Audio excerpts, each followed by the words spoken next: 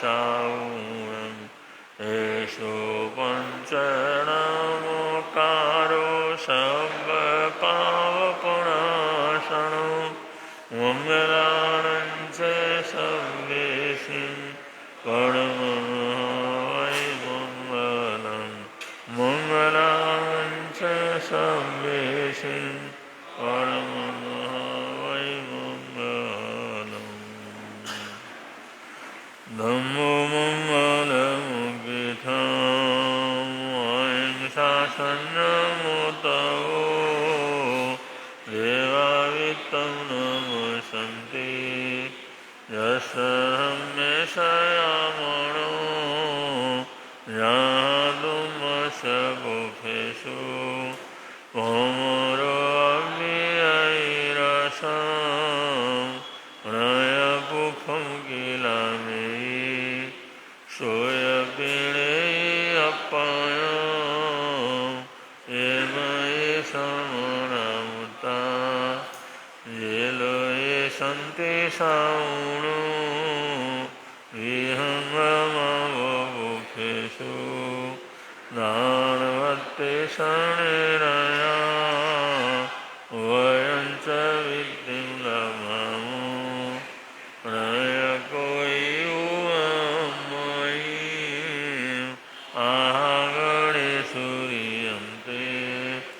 उपेषु भमराजः मोगारसमबुद्धा ये भवन्ति अनिशया नानापिण्डरयानन्ता तेन उच्यन्ते साऊणो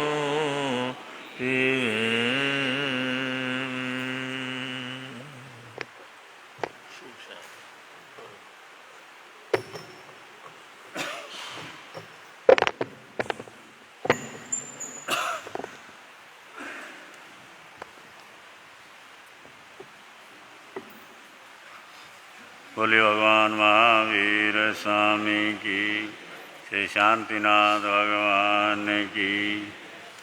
नमस्कार तुमको गुरुदेव प्यारे, नमस्कार तुमको गुरुदेव प्यारे, नमस्कार तुमको शासन सितारे, नमस्कार तुमको शासन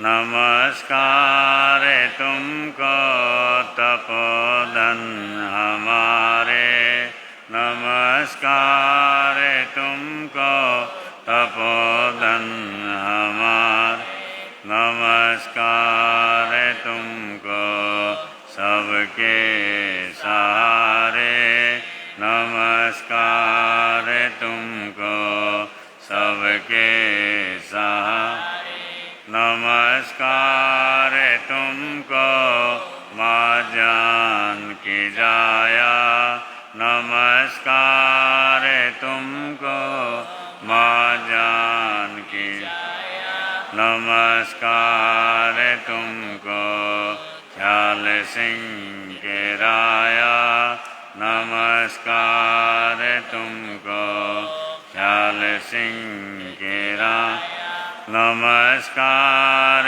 तुमको भीष्म पिता कहाए, नमस्कार तुमको भीष्म पिता,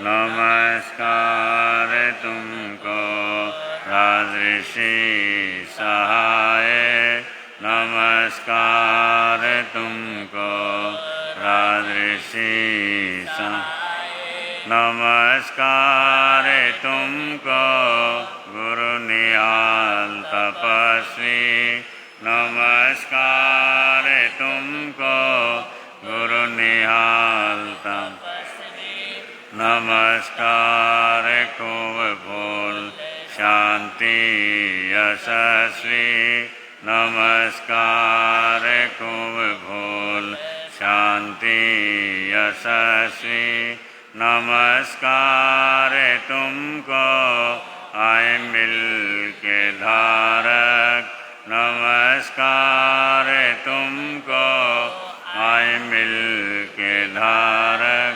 नमस्कार तुमको, भक्तों के तारक नमस्कार तुमको, भक्तों के तारक नमस्कार तुमको, गुरु सुमति के दाता नमस्कार तुमको, गुरु सुमति के नमस्कार तुमको, मंगल पाठ प्रदाता नमस्कार तुमको, मंगल पाठ प्रदाता नमस्कार तुमको, हे मौनी विहारी नमस्कार तुमको, हे मौनी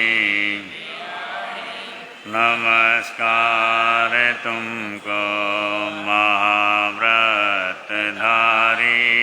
नमस्कार तुमको, महाव्रत नमस्कार तुमको, नमोकार साधक नमस्कार तुमको, नमोकार नमस्कार तुमको, जिन धर्म आराधक नमस्कार तुमको, जिन धर्म नमस्कार तुमको, देवों के देवा नमस्कार तुमको, देवों के देवा नमस्कार तुमको, करो पार केवा नमस्कार तुमको, करो पार नमस्कार तुमको, गुरुदेव प्यारे नमस्कार तुमको, गुरुदेव प्यारे नमस्कार तुमको, शासन सितारे नमस्कार तुमको, शासन नमस्कार तुमको, तपोधन हमारे नमस्कार तुमको, तपोधन हमारे नमस्कार तुमको, सबके सहारे नमस्कार तुमको, सबके पूज्य गुरुदेव के चरणों में वंदना करने के पश्चात वीरत्वई का स्वाध्याय। बोले भगवान महावीर स्वामी की, पंचम गणधर आचार्य भगवान श्री सुधर्मा स्वामी भगवान की।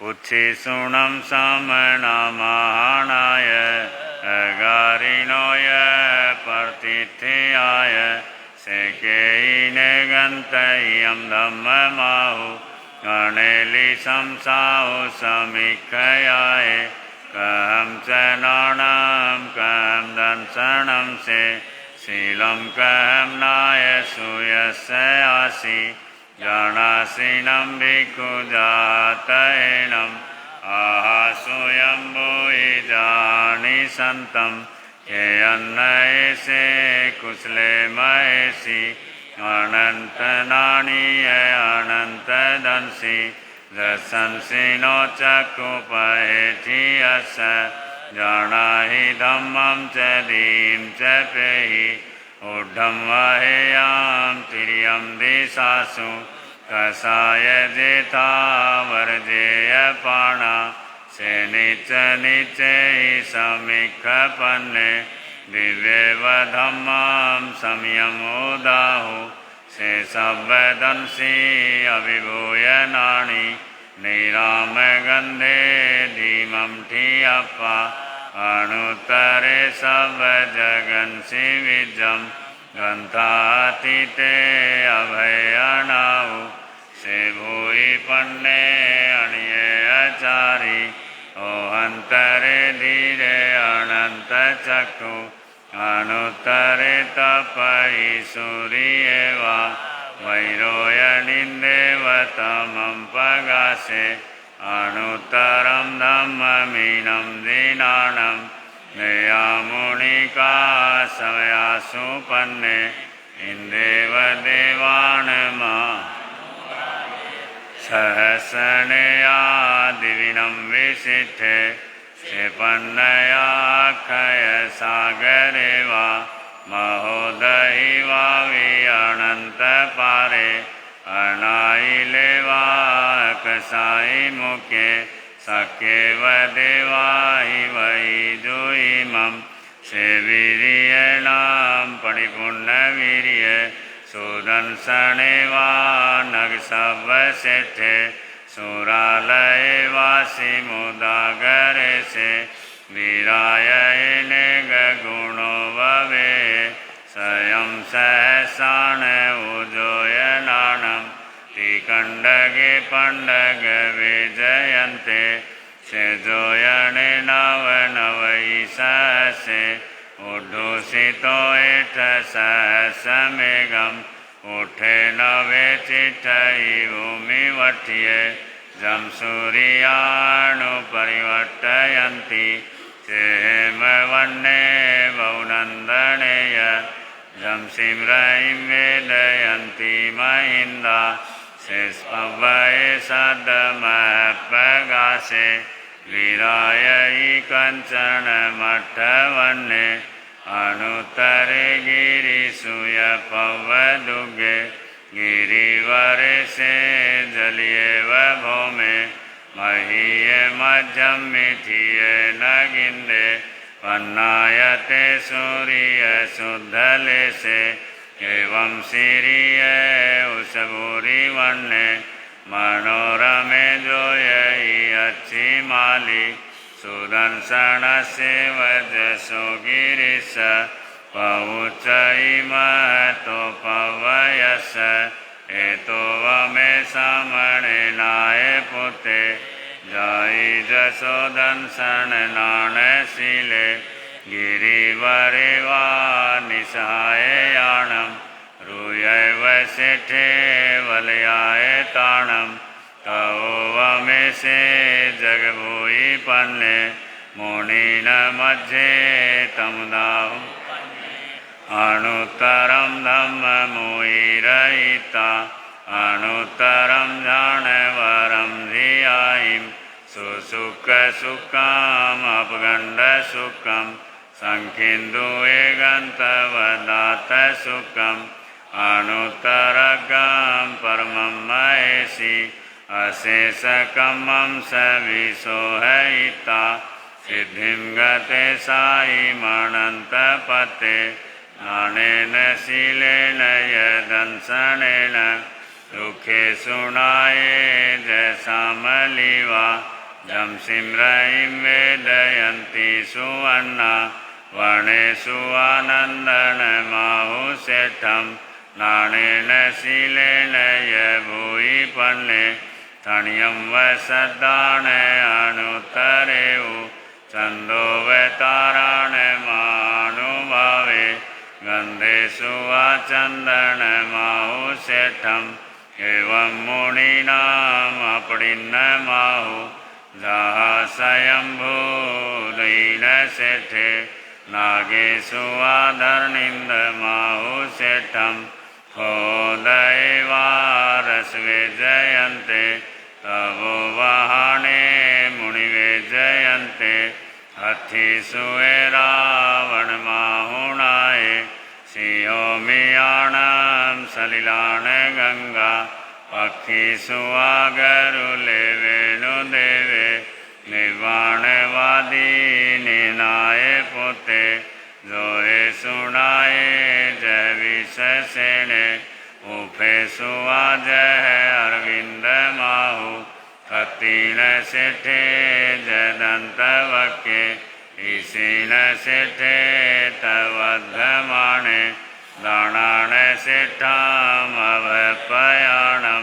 सच्चे सुवाण वज्रं वयन्ति तवेषु उत्तमबम्भचिरं लोगोत्तमे समणिनाय पुते तीन सिद्धालो सत्तमव सभासु हमावसवाण सिद्धा निवाण सिद्धा जय सर्वधम्मा नयनाय पुता परमथि गुणोव में धुणई विगय गेयी हिम को वही आसुपन्ने कर्युम समुद्रम च महाभवोगम अभयंकरे वीर अनंत चक्षु कोहम च माणम च तैव मायम लोभम च उत्तम अजथ दोषा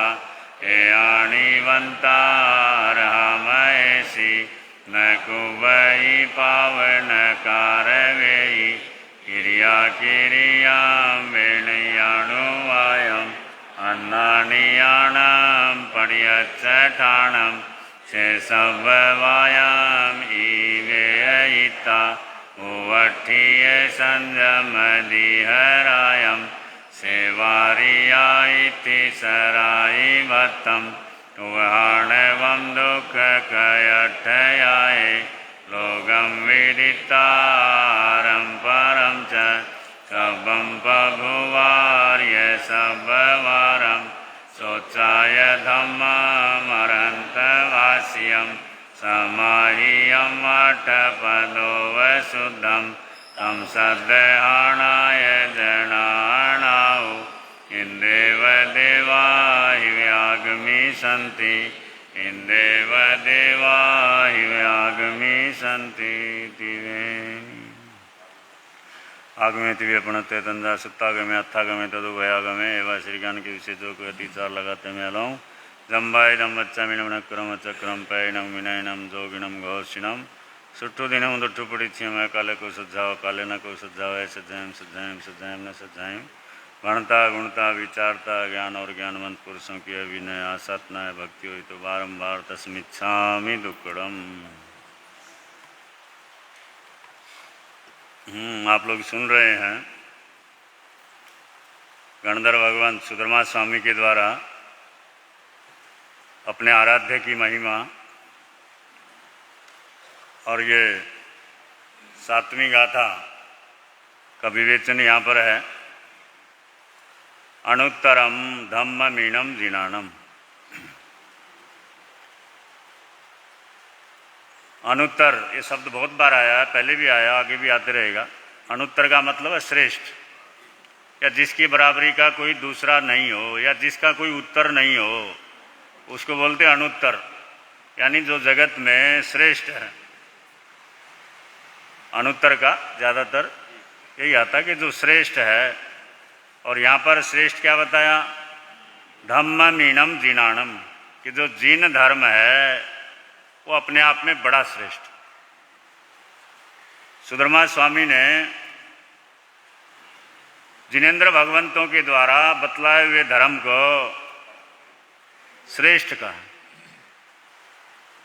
इसमें कोई आश्चर्य की बात नहीं। अगर देखें तो वैसे तो हर व्यक्ति अपने अपने धर्म को श्रेष्ठ बताता है, किसी से भी आप पूछेंगे, चर्चा करेंगे। लेकिन सुधर्मा स्वामी कोई सामान्य व्यक्ति नहीं थे, वो गणधर थे, 14 पुरों के ज्ञाता थे।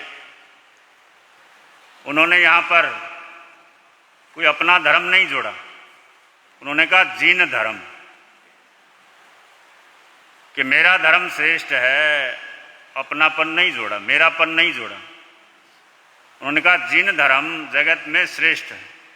अब जिन धर्म का मतलब जो अपने आप को जीतने की कला सिखाता है, जो अपने आप को विजेता बनने की कला सिखाता है। अब जीतना तो हर कोई चाहता है। विजय भी 2 प्रकार की होती हैं, एक सांसारिक विजय यानी एक बाह्य विजय, एक आध्यात्मिक यानी अपनी आत्म विजय। और आत्म विजेता ही संसार का श्रेष्ठ विजेता होता है। बाहर की दुनिया को कितना ही जीत लें कोई फर्क नहीं पड़ता। राजे महाराजे वासुदेव चक्रवर्ती सबको जीत लेते हैं, लेकिन फिर भी उनको शांति नहीं मिलती। जब तक अपने आत्म विजेता नहीं बनते हैं तब तक आराम नहीं मिलता, चैन नहीं मिलता। तो यहाँ पर कहा कि जो जीतने की कला सिखाता है, ऐसा जो जीन धर्म है वो श्रेष्ठ है, अनुत्तर है। और गाथा का दूसरा चरण, नेया मुनि कासव आसु पन्ने। एक एक शब्द के हिसाब से अगर लें, नेया का मतलब होता नेता, मुनि का मतलब मुनि, कासव यानी काश्यप, क्योंकि भगवान महावीर स्वामी का गोत्र क्या था? काश्यप गोत्रीय थे। और आशुपन्ने, आशुपन्ने का शाब्दिक अर्थ आशु प्रज्ञ, आशु प्रज्ञ यानी श्रेष्ठ बुद्धिमान। कुछ भी पूछो तुरंत उत्तर, उत्तर भी इधर उधर घुमाने वाला नहीं, जो सत्य है तथ्य है। तो यहाँ पर कहा काश्यप गोत्रीय जो मुनि भगवान महावीर स्वामी, क्योंकि उनका विवेचन चल रहा है उनके माध्यम से, वो आशु प्रज्ञ थे। और सबसे पहला शब्द दिया नेया यानी नेता थे। नेता शब्द यानी प्राचीन शब्द है वैसे, हाँ, सूत्रों में भी आया हुआ है, लेकिन आजकल नेता शब्द की दुर्गति हो गई है ना। नेता शब्द आजकल बोले तो अच्छी दृष्टि से नहीं देखते। और नेता हर जगह है, चाहे देश में हो, प्रदेश में हो, स्टेट में हो, राजनीति में हो या धर्म स्थान में हो, हर जगह पर अपने अपने स्तर की वो स्थिति चलती है। वैसे नेता का जो अर्थ होता है नेतृत्व करने वाला, नेता का जो अर्थ है जो नेतृत्व कर सके, सही है, इसका मायने होता है, यानी अर्थ होता है। लेकिन आजकल उसका रूप ही नेता शब्द बोले तो बड़ा अजीब लगता है। और अब ये स्थितियां क्यों आई, कैसे आई, ये तो अब साफ जानते ही हैं। एक आदमी गुजर रहा था चौराहे से और आवाज आई, भले मानस बात सुन। उसने देखा इधर उधर, चौराहा सुनसान। उन्होंने कहा आवाज कौन दे रहा, कोई है तो नहीं यहाँ पर। चल दिया, वैसे भ्रम हो गया होगा, और वापस चल दिया। तो उन्होंने कहा अरे भले मानस बात सुन। वो फिर देखता इधर उधर, चौराहे पर सुनसान है, कोई नहीं है। और देखा तो चौराहे के ऊपर वो गांधी जी की मूर्ति खड़ी थी। किसकी मूर्ति? वो गांधी जी की मूर्ति बोल रही थी, अरे सुन। उन्होंने कहा गांधी बापू आप पुकार रहे हैं, आप बोल रहे हैं? उन्होंने कहा मैं ही बोल रहा हूँ, सुन तो सही। उन्होंने कहा बोलो। उन्होंने कहा देख भाई, देश में आज़ादी दिलाने में सबसे बड़ा योगदान किसका? उन्होंने कहा बापू आपका है। निश्चित रूप से है कि आज़ादी दिलाने में सबसे बड़ा योगदान आपका है, इसमें क्या शंका है? उसने कहा महाराणा प्रताप, गांधी जी ने कहा महाराणा प्रताप ने क्या किया था? उन्होंने कहा बापू वो स्वाभिमान के लिए लड़े थे। महाराणा प्रताप स्वाभिमान के लिए लड़े, तो वो किस पर बैठते थे? कि घोड़े पर। महाराणा प्रताप का चित्र मिलता है ना, घोड़े पर। उन्होंने कहा शिवाजी महाराज, उन्होंने कहा बापू वो भी स्वाभिमान के लिए लड़े, और वो किस पे बैठे हैं? वो भी घोड़े पर। वो बापू ने फिर कहा वो झांसी की रानी, उसने क्या किया? उन्होंने कहा बापू उसने स्वाधीनता की लड़ाई शुरू की। स्वाधीनता की लड़ाई का जो आंदोलन प्रारंभ हुआ उसमें उनका भी बड़ा योगदान है, लेकिन वो किस पर बैठी है? उन्होंने कहा बापू है तो वो भी घोड़े पर। उन्होंने कहा सबको घोड़ा दे रखा और मेरे को यहाँ पर वो लकड़ी लेकर के खड़ा कर दिया है, ये कहाँ का न्याय है? सबको तो तुमने घोड़ा दे रखा है, घोड़े पर बैठा रखा है, और मेरे को चौराहे पर यहाँ पर ये लकड़ी लाठी दे करके खड़ा कर दिया। उन्होंने कहा बापू ठहरो, मैं कुछ इंतज़ाम करता हूँ। अब वो गया, पड़ोस में कोई नेता रहता था। अब कहाँ जाएगा आदमी, समस्या हो तो कितना भी बुरा बोले, गाली दे, कुछ भी करे, लेकिन समस्या है तो जाता कहाँ है, जाता था वही है ना। अब उसने भी देखा पड़ोस में एक नेता है, वहाँ जा करके उसको कहा कि भाई चल, बड़ी समस्या खड़ी हो गई। उन्होंने कहा क्या हुआ? उन्होंने कहा चल तो सही, तेरे को बतलाता हूँ, दिखाता हूँ कैसी समस्या है। और वो नेता को लेकर के भला आदमी आ रहा था। बापू दूर से ही बोले, अरे भले मानस, मैंने तुझको घोड़ा लाने के लिए कहा था, हैं? तू क्या लेकर के आ गया? आगे तो आप ही सोच लेना या बोल लेना है। तो कहने का मतलब नेता शब्द की आज बड़ी दुर्गति हो गई है, आदर से नहीं लिया जाता है। अब ये तो स्थितियां हैं, परिस्थितियां हैं, शब्दों के अर्थ व्यक्ति के आचरण के हिसाब से कई बार बदल जाते हैं। लेकिन यहाँ पर हमारे आराध्य के लिए, प्रभु के लिए कहा कि वो नेतृत्व करता थे। भगवान ने नेतृत्व दिया। आशु प्रज्ञ थे, काश्यप गोत्रीय थे, और वो भी ऐसे, भगवान के पास कोई भी आता था या कहीं वर्णन नहीं आता कि भगवान ने कहा भाई दीक्षा ले ले तभी तेरा कल्याण होगा। कहीं ऐसा विवेचन कि तू दीक्षा ले तभी तू उद्धार होगा, तेरा तभी मोक्ष जाएगा, नहीं तो डूबेगा, मरेगा, ऐसा कुछ भगवान नहीं बोलते थे। भगवान धर्म की व्याख्या, धर्म का पन्ना खोल करके रख देते थे कि ये अच्छा है, ये बुरा है। आता ना, सोचा जाने कल्याणम, सोचा जाने पावगम, सब सुना देते थे कि इसका परिणाम क्या है, आत्मा के लिए क्या हितकारी है और क्या अहितकारी है, या साधु धर्म क्या है, श्रावक धर्म क्या है, सारी की सारी बातें प्रभु उपदेश दे देते थे। फिर कोई बोलता भगवान दीक्षा लेनी है, उन्होंने कहा आश्वम जैसी तेरे को। कोई बोलता भगवान श्रावक धर्म लेना है, उन्होंने कहा आश्वम जैसी तुम्हारी इच्छा हो। ये नहीं बोलते थे श्रावक धर्म से क्या करेगा, साधु ही बन जा, चेला ही बन जा है। क्योंकि जो परम ज्ञानी होते हैं वो सिर्फ मार्गदर्शन दे देते हैं, किसी के साथ जबरदस्ती। तो भगवान भी ऐसे ही वो मार्गदृष्टा थे, यानी मार्गदाता थे, परामर्शदाता थे, मार्ग दे देते थे। भाई आत्मा के लिए हितकर ये है और अहितकर ये है। आशु प्रज्ञ प्रभु वर्धमान थे।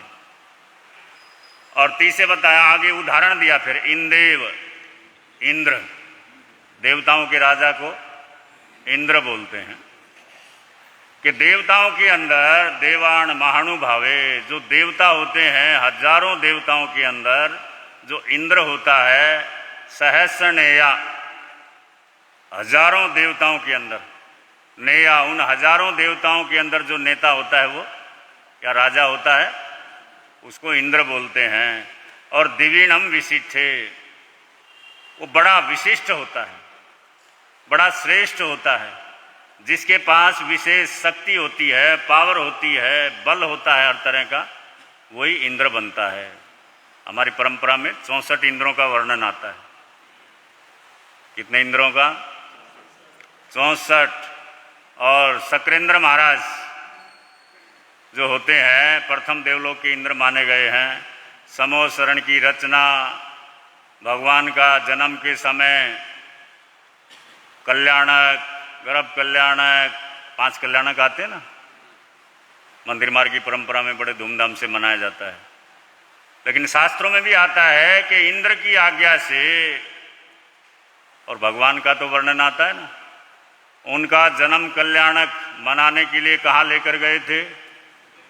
सुमेरु पर्वत। आगे उसका भी वर्णन आएगा। सुमेरु पर्वत का बड़ा जिक्र है, कई गाथाएं उसी से संबंधित हैं। आगे की गाथाओं में उसका वर्णन आएगा, वो समय के अनुसार प्रसंग देंगे। लेकिन यहाँ पर बतलाया कि भगवान महावीर स्वामी आशुप्रज्ञ थे, काश्यप गोत्रीय थे, और जिन्होंने उत्तम धर्म, श्रेष्ठ धर्म बतलाया है, और देवताओं में इंद्र के समान वो श्रेष्ठ थे। जैसे देवताओं में इंद्र को सबसे श्रेष्ठ माना जाता है, इसी तरह से धर्म नेताओं में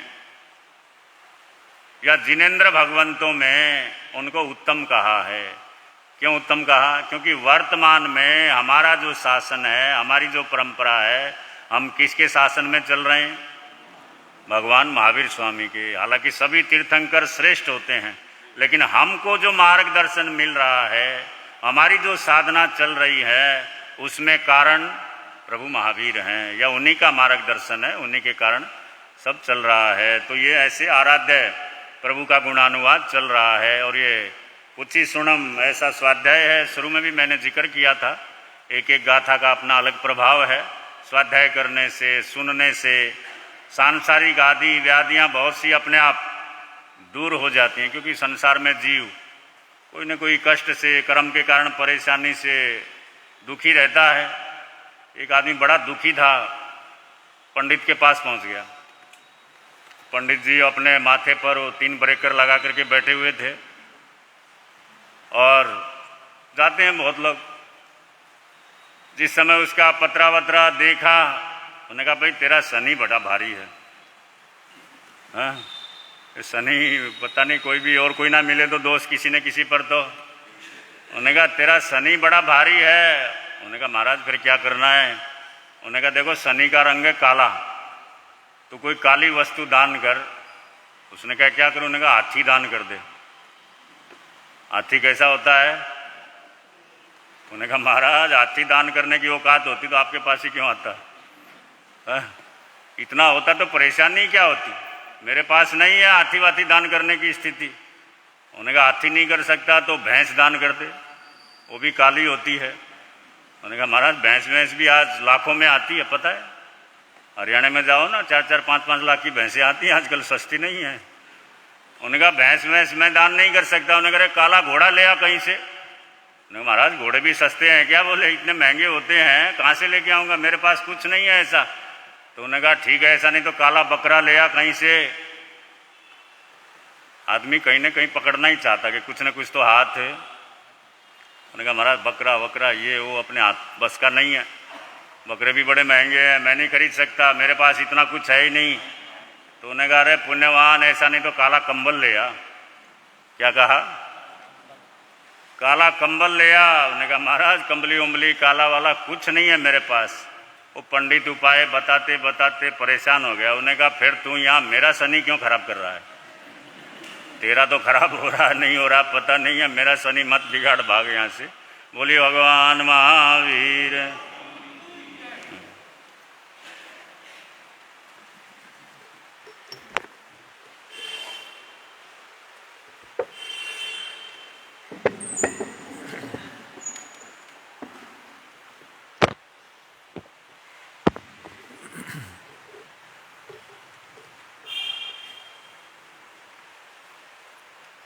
जीणे पाशेति नामेणम् और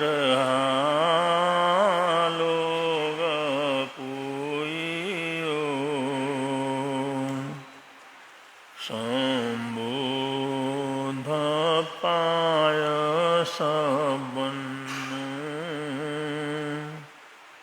धम्म तीर्थयरे जीणे।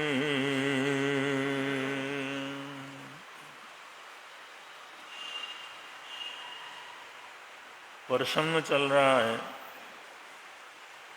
पितृपक्ष का। पितृपक्ष में अपने बुजुर्गों को, पुरखों को, अपनी परंपरा के महान आत्माओं को याद किया जाता है। उसी रूप में अगर हम अपनी परंपरा के उन महानतम धार्मिक उन हस्तियों को याद करने चलें तो भगवान महावीर स्वामी से चली आ रही ये परंपरा भगवान महावीर स्वामी के निर्माण के 2000 वर्ष पूरे होते होते पूरी तरह से यति धर्म के रूप में बदल गया।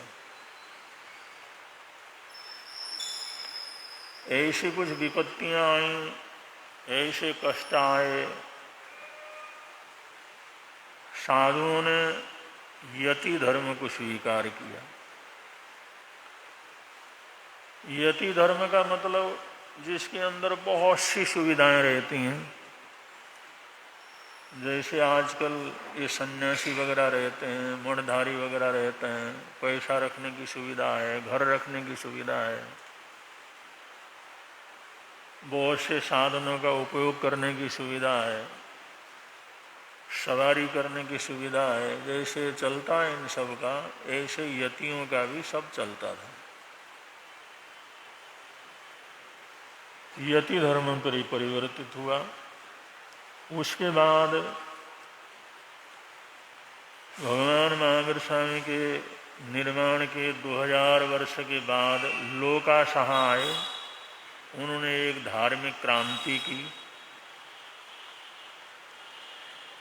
क्रिया उद्धार किया, और जैसे शास्त्रों में साधुओं का, साध्वियों का वर्णन है, उसी परंपरा को उन्होंने प्रारंभ करने की संपूर्ण रूप से कोशिश की। हर तरह से योग्य थे, हर तरह से संपन्न थे। उन्होंने जो परंपरा को प्रारंभ किया वो लोकागच्छ कहलाया, लोकाशाह से चलता रहा। उस समय यति वर्ग के विरोध के अंदर कदम उठाना कोई आसान काम नहीं था, लेकिन लोकाशाह बड़े वीर पुरुष थे। उन्होंने एक बार फिर धर्म की पूरी तरह से जागृति की और गुजरात से धर्म प्रचार करते हुए, संतों को दीक्षा देते हुए, दुनिया भर में सत्य धर्म का प्रचार प्रसार करते हुए दिल्ली तक आए। उन्होंने भरपूर धर्म का प्रचार प्रसार किया, लेकिन वो परंपरा भी धीरे धीरे थोड़ा शिथिलाचार की तरफ आगे बढ़ती गई। लोकाशाह के 150 वर्ष के बाद 5 संत हुए, जो क्रियोद्धारक हुए, उनकी परंपरा आज चल रही है। पूरे पंजाब से लेकर के गुजरात तक सारे देश में जितने भी संत मुनिराज हैं, जितने भी हमारी संतों की परंपराएं हैं, किसी भी संप्रदाय के हैं, वो सब इन 5 क्रिया उद्धारक महापुरुषों की ये परंपराएं, उनके ही शिष्य परंपरा है। तो लोकाशाह के 150 वर्ष के बाद जो हुए, पूज्य जीवराज जी महाराज साहब, पूज्य लवजी ऋषि जी महाराज साहब, पूज्य धर्म सिंह जी महाराज साहब, पूज्य धर्मदास जी महाराज साहब और पूज्य हरजी ऋषि जी महाराज साहब, ये 5 संत ऐतिहासिक महापुरुष हुए। इन्होंने यति धर्म के विरोध में पूरी तरह से साधु धर्म की स्थापना की। आज हमारा श्रावक धर्म है या साधु धर्म है, आज हम संयम जो पालन करते हैं, 5 महाव्रतों की दीक्षा लेते हैं, 5 समिति 3 गुप्ती की प्रतिज्ञा लेते हैं, सारा श्रावक लोग व्रत धारण करते हैं, ये सब परंपरा को स्थिर करने वाले यही 5 सबसे महान पुरुष हुए, जिन्होंने पुनः भगवान महावीर स्वामी के शासन को उसी रूप में स्थापित करने का भरपूर प्रयत्न किया। जैसे नियम कानून भगवान महावीर स्वामी के शासन के अंदर चलते थे, उसी प्रकार के कानून कायदे शास्त्रीय हिसाब से इन महापुरुषों ने स्थापित किया। इसलिए इनको बड़े आदर सत्कार के साथ याद किया जाता है। और ये 5 में से जो जीवराज जी महाराज हैं, लवजी ऋषि जी हैं, धर्म सिंह जी हैं, धर्मदास जी हैं, हरजी ऋषि जी हैं, हमारी जो पंजाब की परंपरा है, हम जो पंजाब के संत हैं या श्रावक श्राविका हैं, जो पंजाब परंपरा और इसी तरह महाराष्ट्र में ऋषि संप्रदाय की परंपरा, हम सब एक ही परंपरा से हैं। महाराष्ट्र में जो ऋषि संप्रदाय है और पंजाब के अंदर हमारे जो संप्रदाय है, पंजाब संप्रदाय जिसको बोलते हैं, पंजाब परंपरा बोलते हैं, ये सब लवजी ऋषि की ही परंपरा है। तो हमारे ये जो है बुजुर्गों में, हमारे पुरखों में लवजी ऋषि महाराज को याद किया जाता है। लवजी ऋषि महाराज से ही हमारी परंपरा ये चल रही है। आचार परंपरा बोलो, धर्म परंपरा बोलो, साधना की परंपरा बोलो। और इस हिसाब से महाराष्ट्र के अंदर जो ऋषि संप्रदाय है और पंजाब के अंदर पंजाब परंपरा है, दोनों एक ही महापुरुष की शिष्य परंपरा के अंतर्गत है। ये परंपरा को जानने के लिए थोड़ा सा आवश्यक है। जो लव ऋषि थे वो क्रिया उद्धारक महापुरुष थे, अनंत अनंत उन्होंने उपकार किया, ऐसे अद्भुत संत तैयार किए।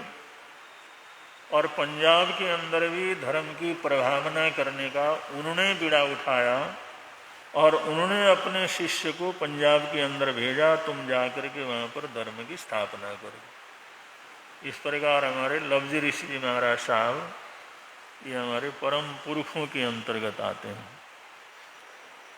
लवजी ऋषि, जो लवजी ऋषि महाराज साहब थे, ये वीर जी बोहरा करके हुए, उनके द्वैते थे। वीर जी बोहरा जैन श्रावक थे। सूरत में किसी सेठ के घर के अंदर वो काम करते थे, सर्विस करते थे, नौकरी करते थे। वो वैष्णव सेठ थे।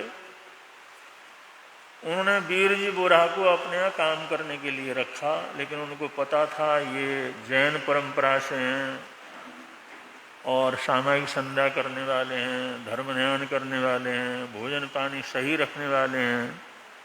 इसलिए अपना जो पूजा पाठ का एन तन जो काम था, और वो सनातन परंपरा वाले थे, तो दूध का घड़ा भर करके तापी नदी में ले जा करके वो चढ़ाते थे। उन्होंने कहा भाई ये सब काम तुम कर लो, जो धार्मिक काम है, पवित्र काम है, इसको करने की जिम्मेदारी वीर जी बोहरा को उन्होंने दिया। वीर जी तुम ये काम कर लो, और सामान्य काम है और लोग करेंगे, जो हमारी धार्मिक कार्य है वो जो है तुम क्या करोगे, संभालोगे।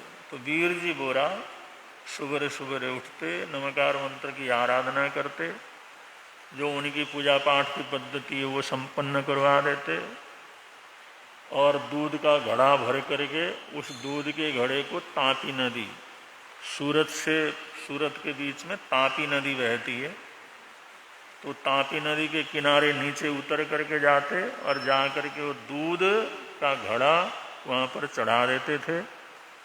और यही उनका काम चल रहा था। सुबह सुबह जैसे जाते थे दूध चढ़ाने के लिए, तो जाते जाते उन्होंने देखा सामने सड़क के ऊपर एक सांप खड़ा है, फणधारी सांप रास्ता जोड़ करके खड़ा।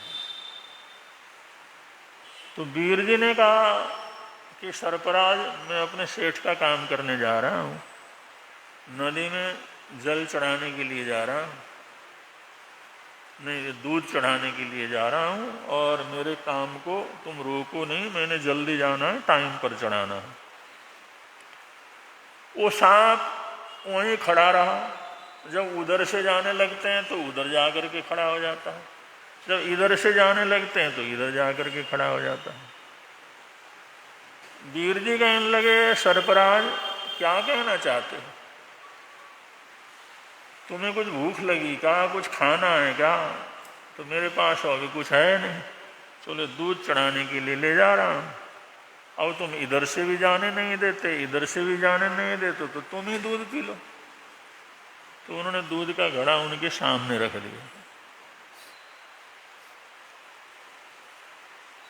और वो फणधारी नाग, वो बड़ा फणधारी जो सर्प था, नाग था, उसने बड़े प्रेम से उनकी तरफ देखा और दूध भरपूर उसने दूध पी लिया।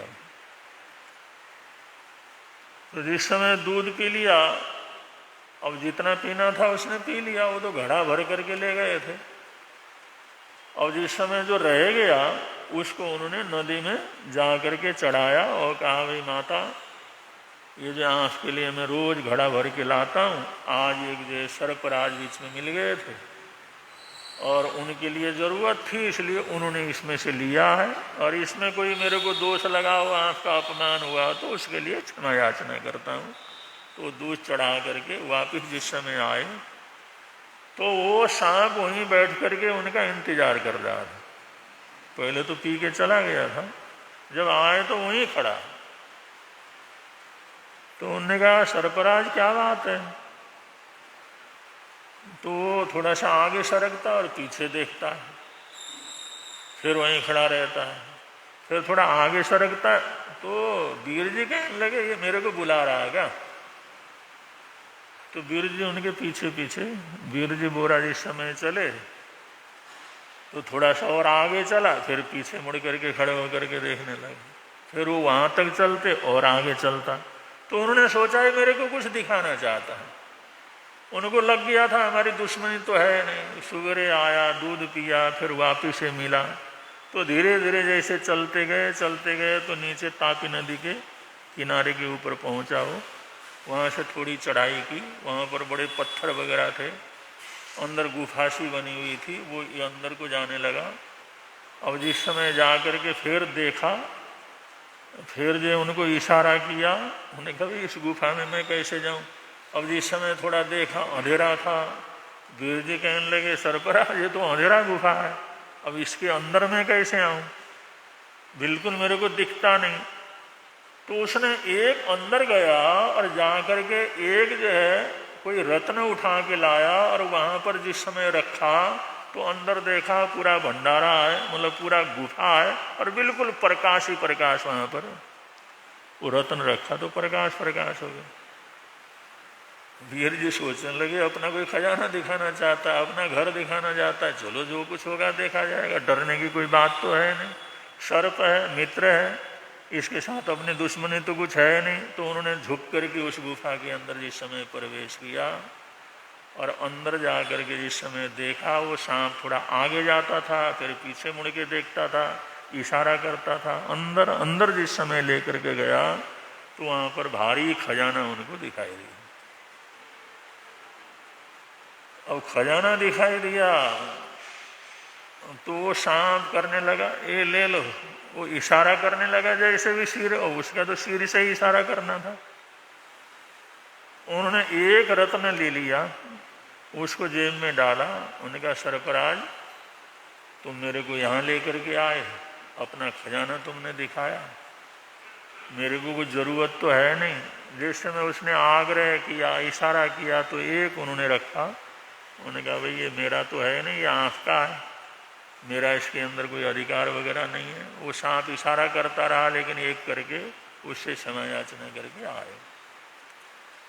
जिस समय आए तो देर हो गई थी, तो श्रेष्ठ ने पूछा वीर जी क्या बात है, आज बड़ा देर लग गया। तो उन्होंने जेब से निकाल करके वो रत्न सेठ के सामने रखा। ये है, ये आपकी चीज है, इसकी वजह से देर हो गई थी।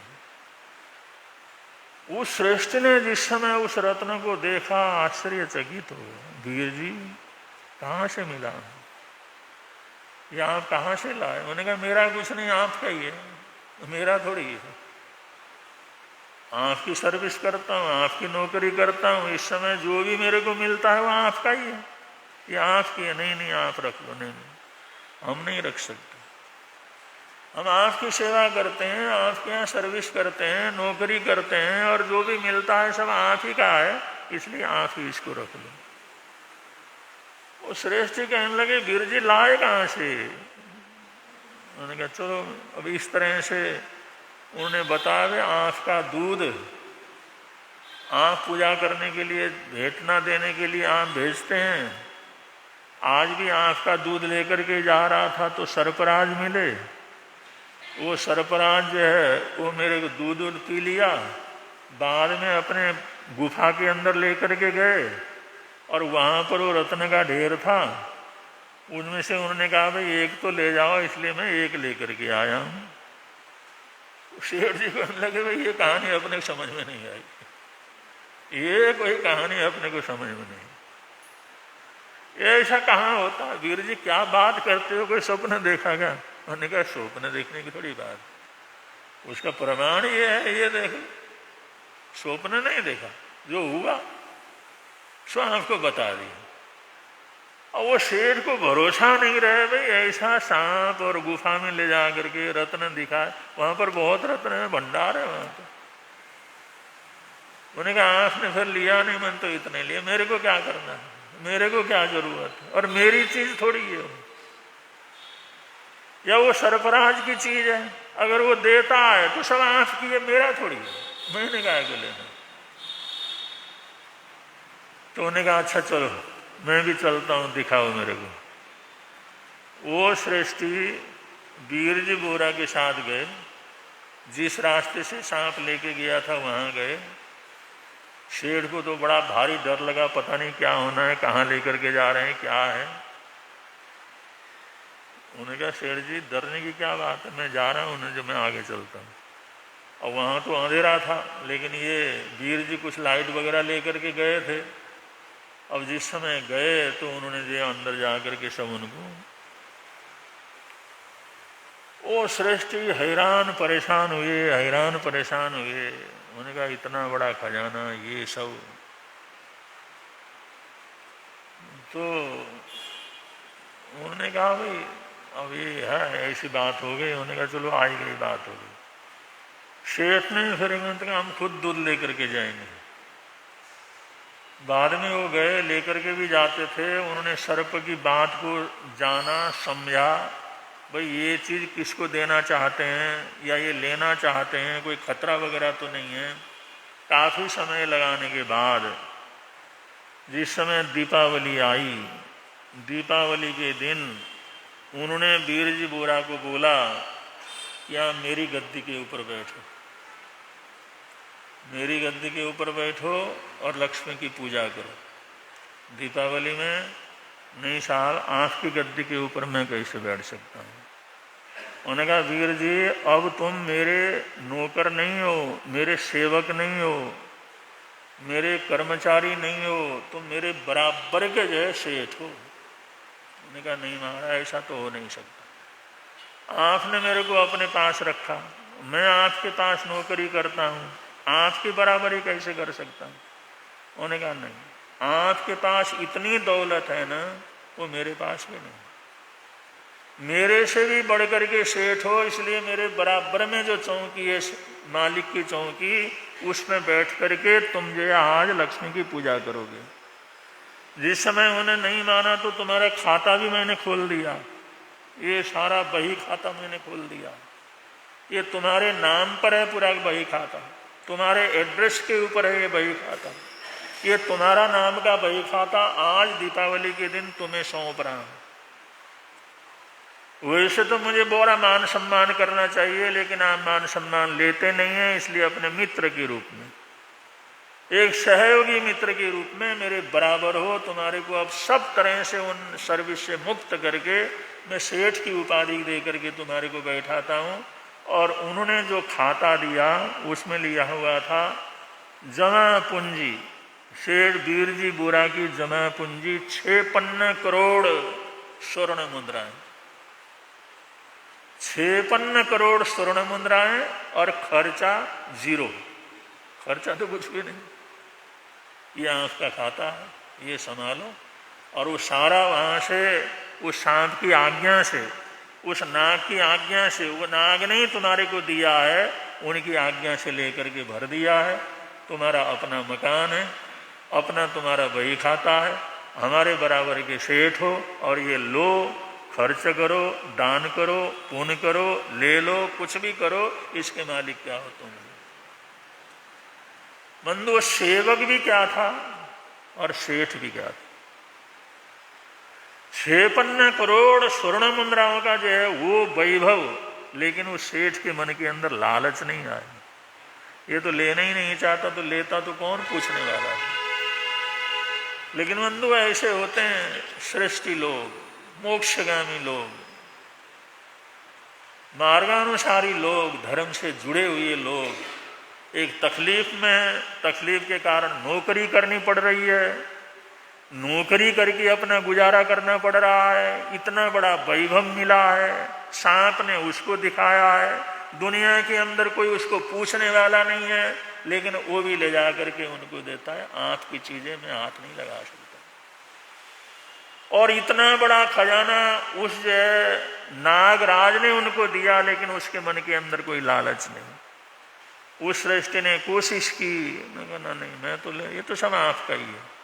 आखिर उसने आखिर में अपना मित्र बना करके उसका बही खाता खुलवा करके उसका मकान और दुकान सब बनवा करके और फिर श्रेष्ठ ने उसको सौंपा, अब ये सब तुमने क्या करना है। सेवक हो तो ऐसा और श्रेष्ठी हो तो ऐसा, मालिक हो तो ऐसा। इसलिए कहते हैं ना, इंसान की नीयत अच्छी है तो कहीं भी रह करके महान से महान हो सकता है।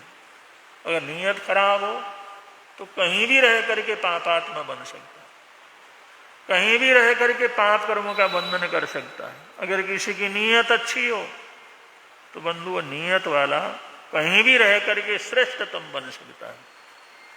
वीर जी बोरा की एक ही लड़की थी फुलाबाई, उनके पतिदेव का स्वर्गवास हो गया था। इधर वीर जी के पास कोई दूसरा सदस्य नहीं था, तो वीर जी के पास ही आकर के अपने पिता के घर में रहने लगी थी। उस फुलाबाई का बेटा लब था, जो बाद में जाकर के लब्जी ऋषि का कर गए बन गए। ये वीर जी बोरा के दोहेते थे। वो जिस समय विधवा हो गई, अपने बच्चे को लेकर के पिता के घर आई, पिता के घर के अंदर रही। उन्होंने कहा बेटा रहो, और कोई दूसरा संभालने वाला तो है नहीं, तुमने संभालना। और वो सब कुछ जो है लब्जी के पास ही था, लब्जी उसके उत्तराधिकारी थे, लब्जी के पास, लेकिन उस संपत्ति का कोई आकर्षण उनके ऊपर है। ऐसे भरा पूरा सब कुछ जब तक वीर जी रहे तब तक तो किसी कीमत में उनको दीक्षा लेने की उन्होंने आज्ञा नहीं दी। और वीर जी बोरा के बाद माता को समझा करके लवजी ने यति दीक्षा क्या कर ली, धारण कर ली। और वही लवजी ऋषि हैं जो हमारी परंपरा के प्रथम पुरुष हैं। पंजाब परंपरा, पंजाब संप्रदाय, पंजाब में अंदर जितने भी साधु साध्वी हैं, उनके सबसे पहले पुरुष जिन्होंने जो है ये धर्म प्रभावना यहाँ पर करवाई अपने शिष्य को भेज करके, ये लवजी ऋषि थे। उनकी परंपरा के अंदर हम लोग जीते हैं, धर्म ध्यान करते हैं। तो थोड़ी सी ऐतिहासिक जानकारी हमारी पुरखों की हमारे पास रहनी चाहिए। इसलिए श्राद्धों के दिनों में ऐसे जो ऐतिहासिक पुरुष हमारे हुए हैं उनको हम याद करेंगे, जिससे कम से कम अपनी परंपरा की जानकारी हमारे को हो। तो इन्हीं शब्दों के साथ बड़े प्रेम से आप लोग बोलेंगे, मिलता है आनंद प्रभु की वाणी से, मिलता है